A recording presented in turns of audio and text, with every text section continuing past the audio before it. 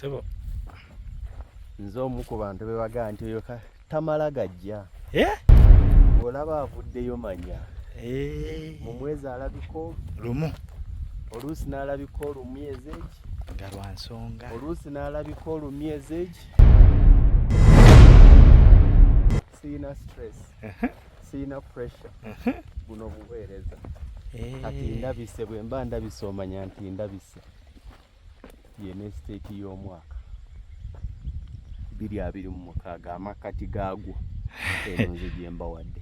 Amina. Tuli mu tawuni wakati tawuni yii amaka agasembayo edduuka emabega waalyo werisimba estate kwetandikira lengera Lake View ago mazzi eyo nyanja kati njagala osaasire gwe wano waggulu ngenda kusaawo wa 10 ku 10 wano awo njagala osaasire gwe ngenda okuteekaawo wa 10 ku 10 otuweewo twonna nga tumufuwako bayita cool breeze.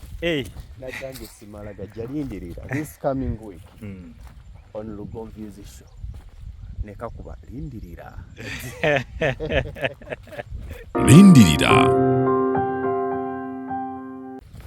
njagala disalira wano olabawo kati wano waliwo amayinja abiri waliwo ejjinja liri waliwo ne lino ne waddawo ne wambuka kati wansi eri wagazi bw'ojja eno waggulu ate waki wafunda. That's why ganti njagala kukwata omuntu omu muwe waggulu wano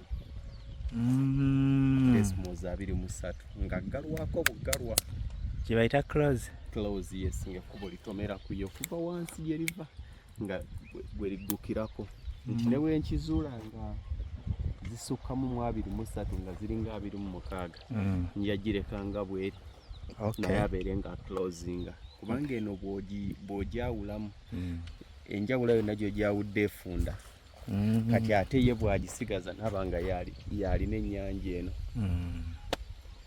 omuwadde amakula gaba makula